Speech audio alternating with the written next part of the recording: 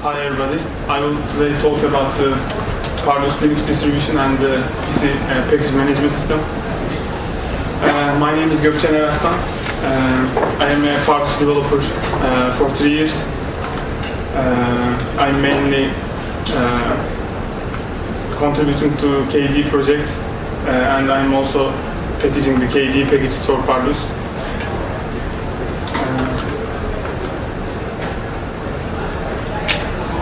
Today I will talk about mainly about the distribution itself and the package management system.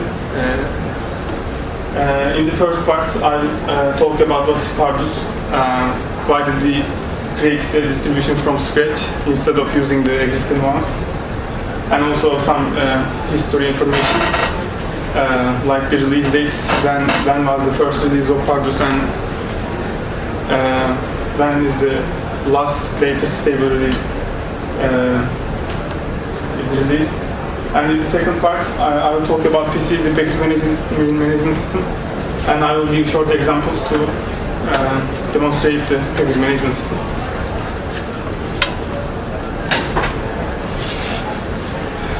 Pardus is a Linux distribution that's easy to use.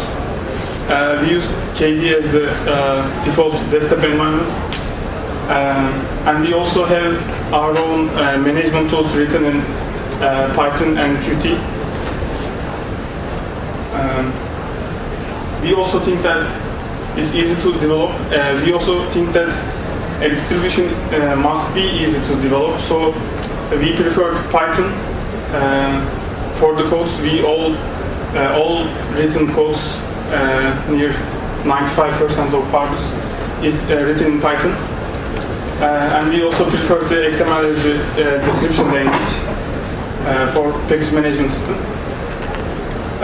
We think that it's easier to read than other languages used in package management systems and the interfaces. And XML is also a popular standard language to describe and process data. We also think that it's an innovative distribution because we're not based on any distribution. Even if we target the Turkey and Turkish users mainly at the first step, we're not just a distribution that inherits another distribution and make some modifications to suit it better in its own country. We also suggest some solutions to main problems of a Linux distribution, which are the package management system, firstly. We have created our own package management system called Pisi, and I will talk about that in the second part of the talk. And Yellow is our installer, the Canada Linux installer, its name. And we think that it's also easy to use. It's a simple and minimalist installer.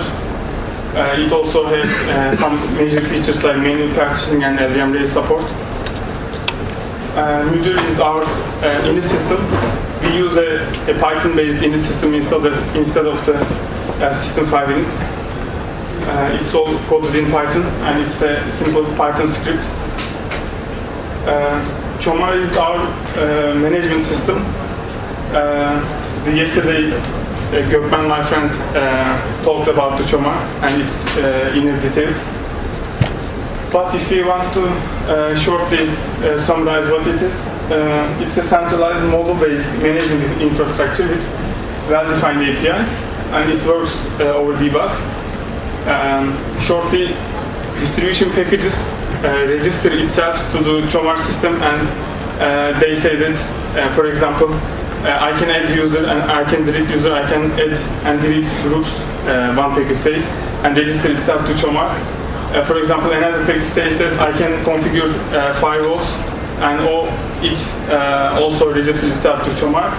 And then, if you write any user interfaces in GTK or Qt in whatever language and programming framework, you just talk to Chomar about the capabilities, not directly the packages and the command itself. For example, the firewall user interface does not know anything about IP tables or the parameters or the data format it uses. It just talks to Chomar about those tasks in the API Chomar defines. It can use over dbus in Python, in C, in any language. But the real talk was yesterday, so I will cut this from here. As I told before, we are a Linux distribution, so we use Linux kernel, and we have thousands of packages in our own package management system, including the KDE software compilation, LibreOffice, Firefox, and other packages. This project, Pardus project, is started, sponsored, and developed by the Scientific and Technological Research Council of Turkey, it's TÜBİTAK, and it's a government organization. This is the main features of Pardus actually. And we also have some local goals. For example, if we have 3,000 of packages in our repository, hundreds of them are patched to work well with the Turkish locale.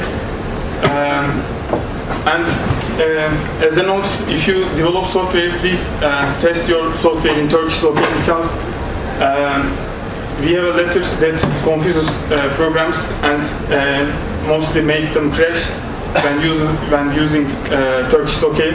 And it's we have a I letter with dot and without dot, with two kinds of I letters. So this is the main problem about the Turkish alphabet and Turkish locale. We have really hundreds of patches for programs to fix that kind of crashes and bugs. We also issued many bugs about the program crashes, and the developer says that I cannot reproduce the program because he is not using Turkish locale. In any other languages, this type of Turkish locale bugs are not encountered. It's just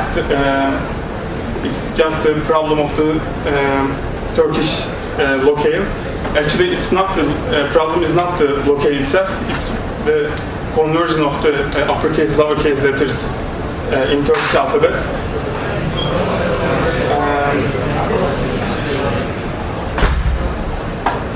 So now let's see some screenshots of the distribution. We use Graph as the main bootloader, and we also use the GFX in the user interface. And this is the first screen of the Pardus. And then this is our installer. It's very simple and easy to use. And this is some screenshots of the installer. And this is the desktop. One of our programs we developed is the Captain. This is a simple welcome wizard in Python Qt. It helps user to make some simple modifications to desktop, like changing wallpaper, changing the icon theme, and changing the colors, and something like that. Also introduce what is Pardus and the main features of Pardus. As I told before, the management is another simple management of the main tasks is one of our goals. So we have created user interfaces, simple user interfaces, in addition to the management infrastructure Chomar. For example, this is the package manager. It's the user interface of the Pisi package management system actually. And you can update, install, and remove packages using this interface. And if you look at the codes, I think it's the tiniest package management user interface ever, and it's also very easy to understand since it's coded in Python. So a developer, for example, looking at the first time to the codes of the package manager, can make any modifications he wants in a matter of seconds or minutes, I think, since it's that much easier to understand the code. And this is another screenshot for the package manager. We use KD4 in the latest stable version in Pardus 2011, and this is the Elena game. This one is the System4 interface. It's a modified interface that SUSE Linux uses. And this is the service manager. This is another user interface we have written in Python and Qt. It easily helps you to start and stop a service and inform you about the notifications of the services. It's also very easy to understand and use. This is the firewall manager. As I told, this application does not know anything about the inner details of the IP tables. It's very easy to use. Also, the Chomar and the management infrastructure can also can be deployed to another distributions. Lots of distributions now use some older technologies. I will talk about that in the second part. All distributions actually, I think, thinking about written something from scratch, but it's not an easy task since the backward compatibility is an issue. Breaking something is very hard. So we have the power of writing applications and infrastructures from scratch. So we do not have any worries about the backwards compatibility or the switch or transition from anything. And also this is another desktop screenshot. It's the Marble and the Firefox and Clementine as our default multimedia player.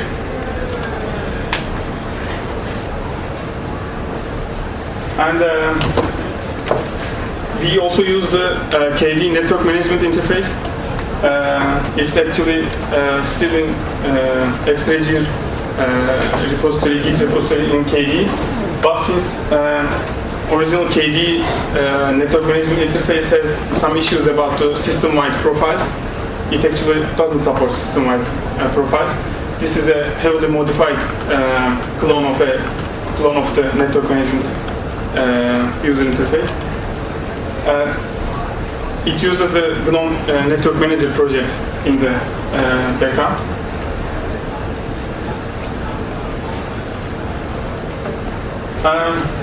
Lots of people ask us that why do you reinventing the wheel, or why didn't you use the existing distributions?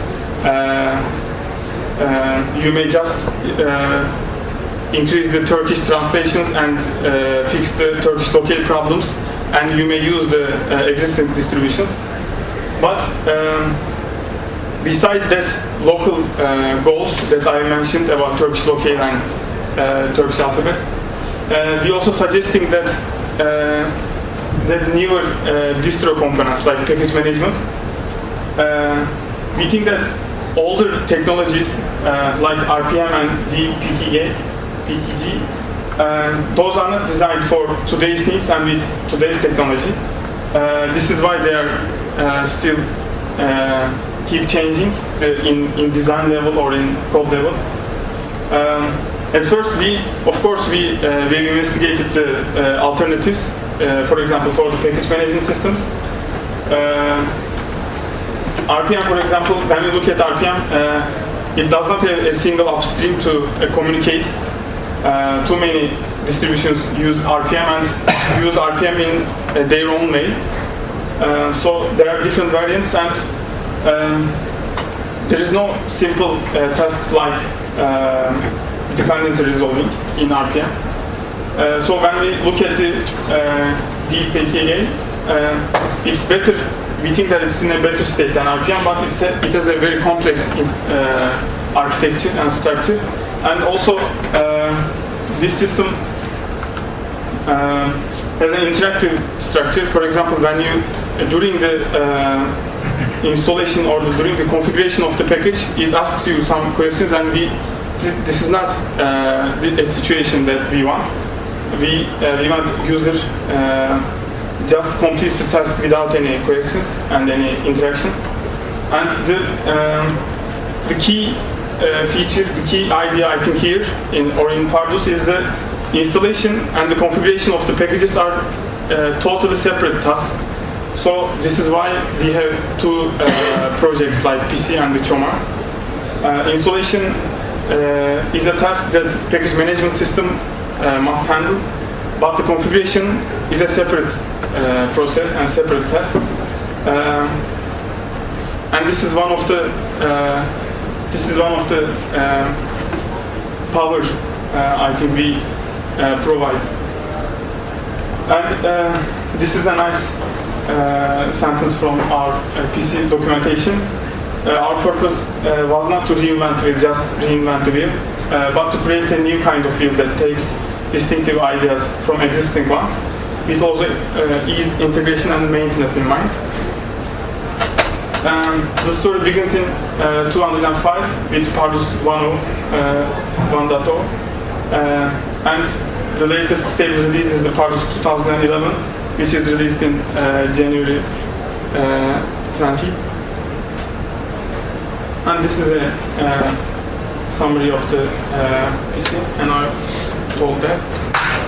This is the command line interface. I think it's not readable, but this is the old operations it provides. It can also, it has a rollback mechanism that's told in the previous talk. We have a package-based rollback mechanism. You can put system to an older state if you want, and lots of features that a modern package management system must have. And this is the key features of PC. We use the LZMA compression algorithm, and the packages are smaller than other compression algorithms. Package management system is written in Python, as I told before. It's efficient and small. You can easily understand the code, and you can contribute. Actually, we have a short story I must tell here. After the release of PC, after 5 or 10 minutes, we get a patch about the code. It was very impressive for us because it tells us about the easiness of the PC and the readable. It tells us how readable the code is. In a matter of minutes, somebody showed the PC and sent us a patch about some PC module. It uses some databases, but all those databases except one are in XML files. So we do not use any database file format or SQLite or something. Just the files DB are in WorkDB for historic reasons. And it has a command line interface and a user interface written in Qt. And we also have the data packaging support for since 2009. So we just provide the users just the changed files, not the all files in the updates. So the update file sizes are very small. This is an example package for the PC package. There are two types of files in the PC packages. One of the XML file that describes the package, and this is this file called the PCPack.xml. And another package is a Python file. This is a simple XML file. It's very easy to parse and understand. This describes the file, describes the package.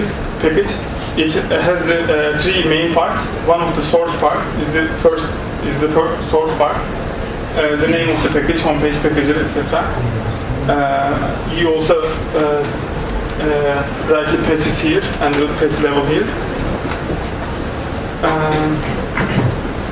This is the second part, the package part. This describes the binary package and which files will include the package and which dependent runtime dependencies it has. And the last part is the history part. And at this part, you write the changes you made to the package. So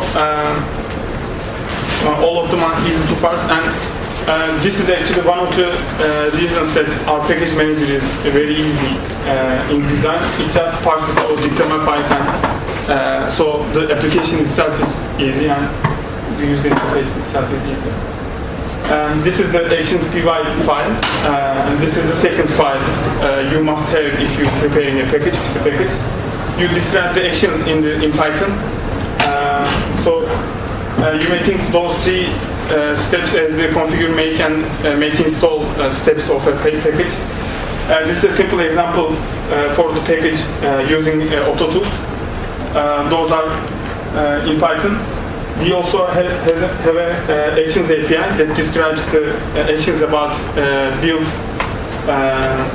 mechanisms. For example, AutoTools module knows how to talk to AutoTools programs, autoconf, automake, and configure, script, and make. And we also have another, for example, sconce or the CMake actions API modules. So you just use those Python actions API modules to build the package. If we had more time, I can also show you the actions API codes and databases, but I think we don't have much time. So thank you. That's all. If you have questions, I can answer. No questions? Okay. Thank you then.